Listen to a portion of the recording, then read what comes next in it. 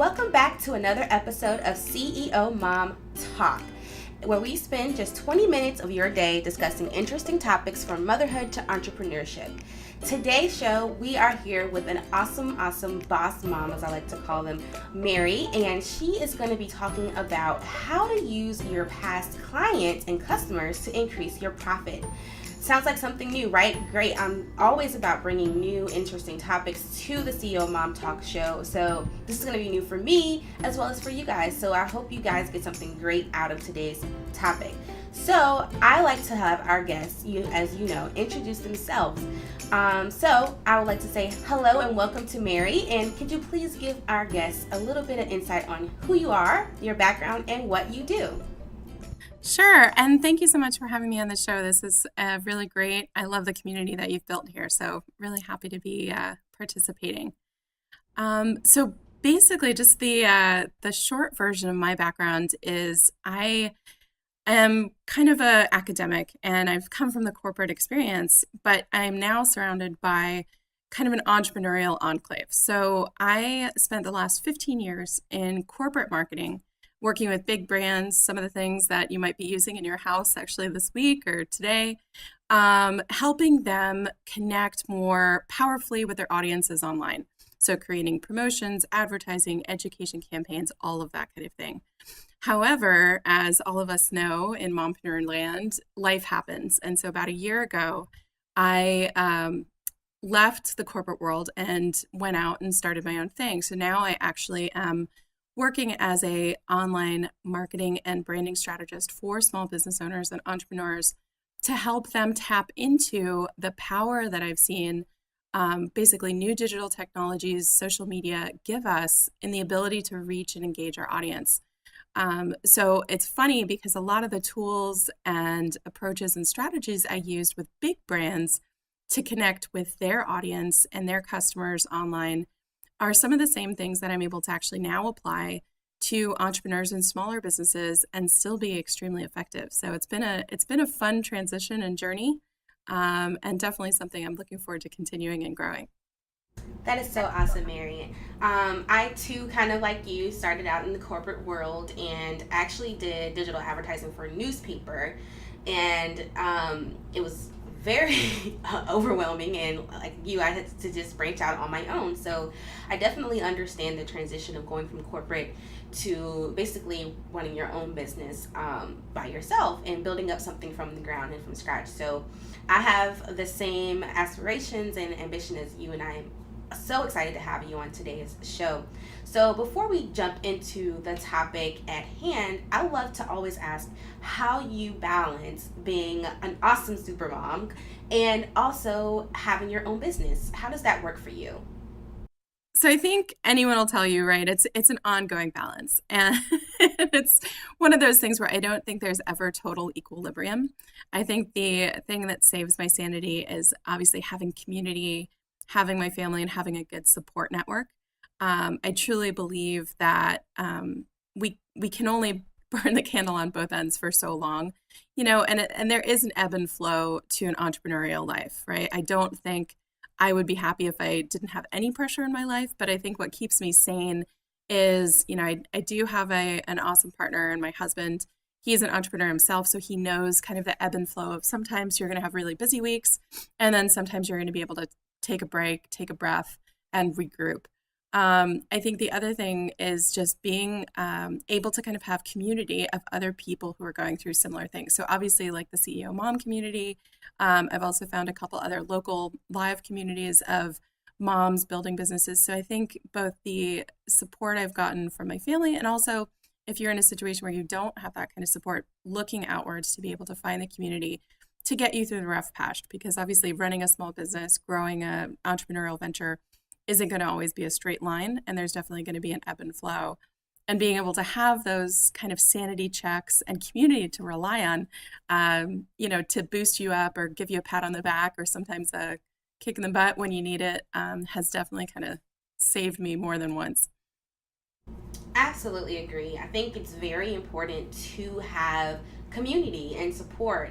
Especially as women, we have to have that clan or that tribe of people to sometimes lean on and get advice, because I mean, of course we have, our counterparts, but there's some aspects and perspectives that we just can't get from them all the time. So it's good to have other women who understand your journey, your process, and being able to uplift you when you do have those ugly times, like you said. So I absolutely agree with you, Marian. Those are really important to have when trying to build a business as a mom.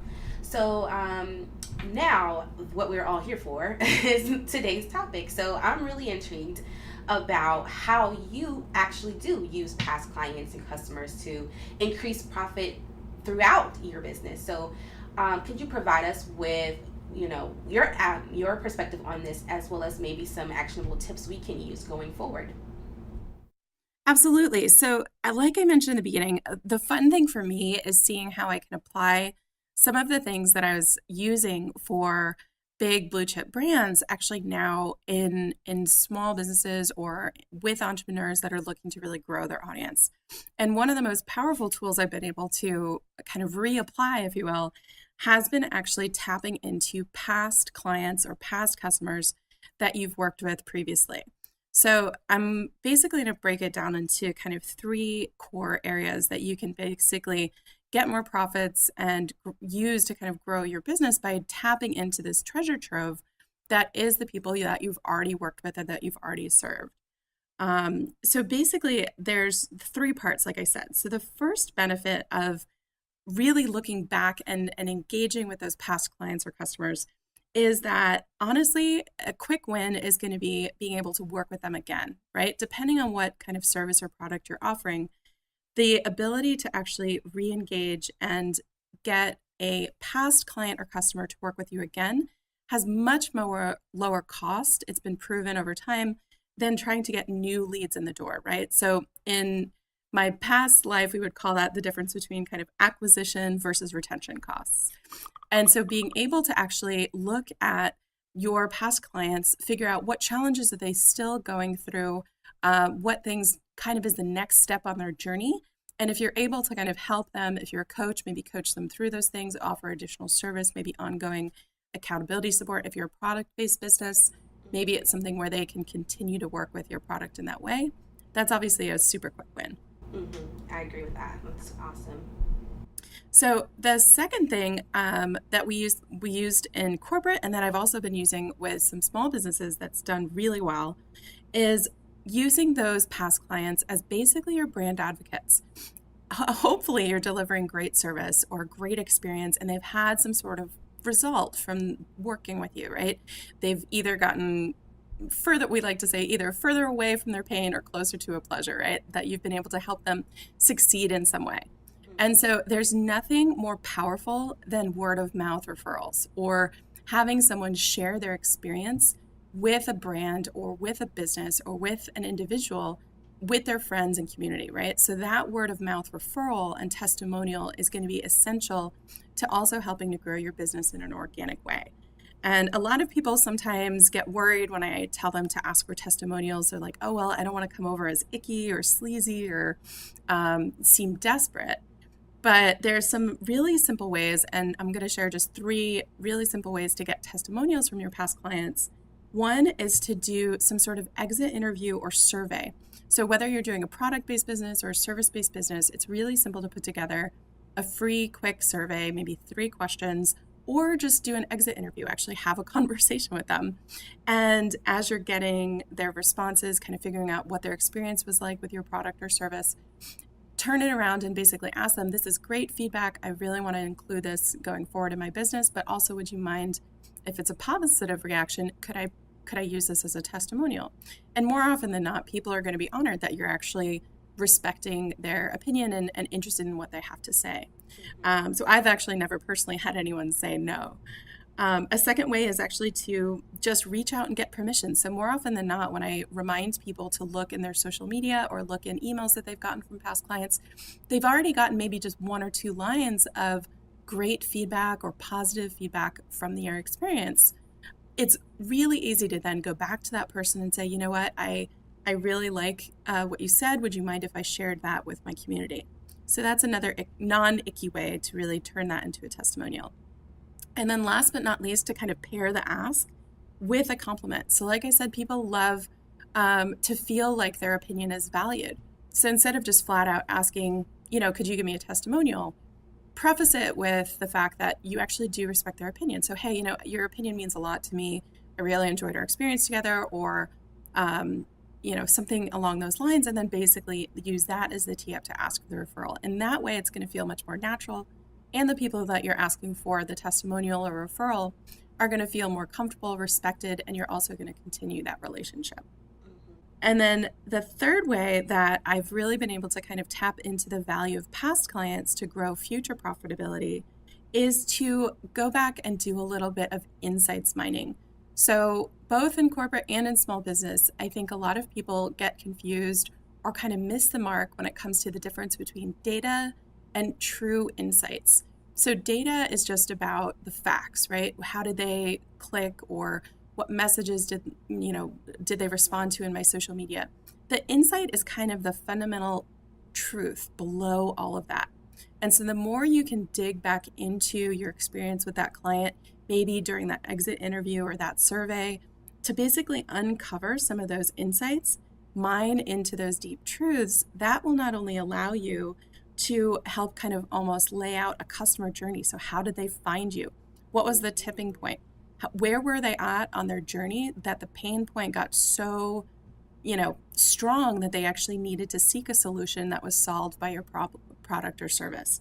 So by going back and kind of tapping into the insights, the story that your past clients have actually given you, you're able to not only maybe refine your messaging going forward, but it might also give you some ideas about how you could refine your product offerings or service offerings to actually be more compelling and attract more of an ideal client into your business.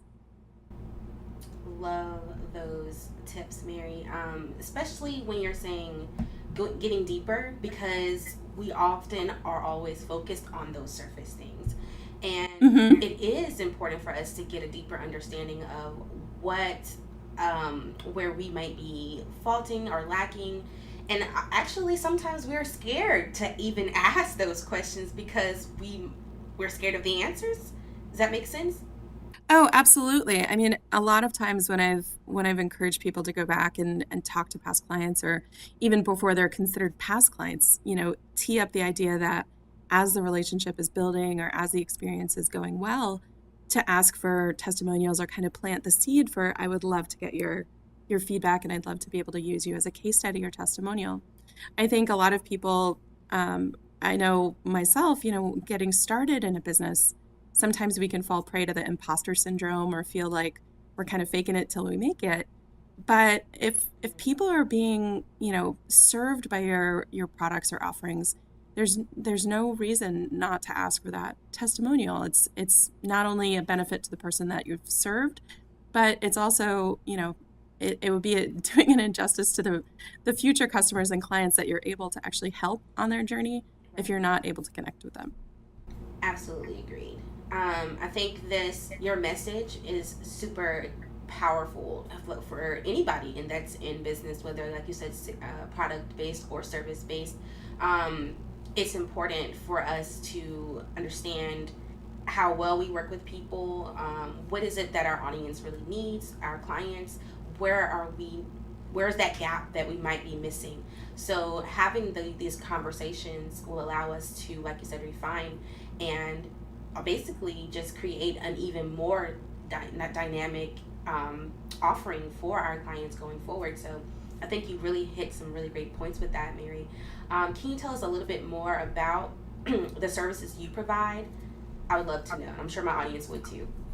Sure, definitely. So the way that I've structured my business is that I do have a lot of clients that tend to like to do it themselves. My DIYers is what I call them. So for those people, I do have some online programs, online courses that I've put together that basically puts the best of what I can coach people through or consult people on in their business into a format that they can consume on their own. So for instance, right now the enrollment is open on my current latest program, which is called Facebook Floodgates, which is really getting small business owners a good fundamental fresh strategic start in using Facebook as a core strategy in their marketing plan to create profits and more leads for their business in 2017. In addition, I also do work with clients one-on-one and in group coaching settings. And in that way, usually the people that are interested in those kind of programs really want a little bit more guidance, maybe a little bit more personal strategy customization for their business. And so I'll help them not only lay out kind of a core marketing strategy that includes social, maybe Facebook, as well as their online presence, but really also if they're struggling with this idea of how to get insights, how to apply insights to their business, and how that actually makes a difference in their brand positioning or their message creation. I do have kind of one-on-one or group coaching sessions that I do around that. And then last but not least, I do have a limited number of kind of done-for-you services that I am testing out. It's a new thing for me this year. So obviously we're kicking off the new year here. So we're always about test and learn here. Right. So yeah, just a couple of the done-for-you services that I'm testing is around Facebook advertising as well as Facebook strategy. Awesome. All right. So I think that you have provided us with some great information that we can utilize going forward. I always like to ask, what motivates Mary? What is that driving force for you that makes you continue to go at this each and every day? Because we all know it's not easy to be an entrepreneur, and definitely not easy to be a mompreneur. And I love to know, what is it that drives you and keeps you going forward? Sure, that's a great question actually, because I definitely agree. It's an ebb and flow. There's going to be up and downs, right? Entrepreneurship is definitely not a straight path. So I think the thing that keeps me going and keeps me jumping out of bed in the morning and excited to kind of work in my business is really the mission and message that I have, that, small business owners today, entrepreneurs today, have the resources at their fingertips that 10 years ago, 15 years ago, when I started in brand management, for big brands with, $1 million advertising budgets, even we didn't have access to. And so just the ability to reach your highly targeted audience, to engage them with compelling messaging, and actually be able to serve them with the unique value that you have to put out into the world. It makes me super excited to be able to see the progress that entrepreneurs, mompreneurs, small business owners are able to make today by tapping into these resources. So, being able to look at some of my past clients and customers and see them making progress, see them creating a business that, serves their fulfillment needs as well as their families, really is definitely something that keeps me going. That's great, Mary. We can obviously tell that you are extremely passionate about what you do. And I'm a believer that you have to be passionate in order to keep going and stay motivated. So I absolutely love that you took part in today's show. I am so excited about this information, and I can't wait for everyone to take part and listen to what you have provided with us today. So before you go, Mary, can you please tell us, how can we connect with you? Where can we find your information, your blog, your social media? Because we want to stalk you. Yeah, no, totally. Feel free to stalk away. The hub, if you will, is definitely going to be my website. You can find out all the information about me and my background there. It's going to be basically just maryczarnecki.com. And apologize for the strange spelling. It's not my fault. I married into it. You can always follow me also on Facebook. I have a lot of information over there. My handle over on Facebook is at Mary Czar, so CZAR Connect. So those are the two best places to find me. And I look forward to basically seeing how I can help you and move your business forward. Sounds great. Thank you so much, Mary, again, for being here. If there's nothing else, then I will see everyone else on the next show. Thanks again, Mary, for being here. Absolutely. Thanks for having me.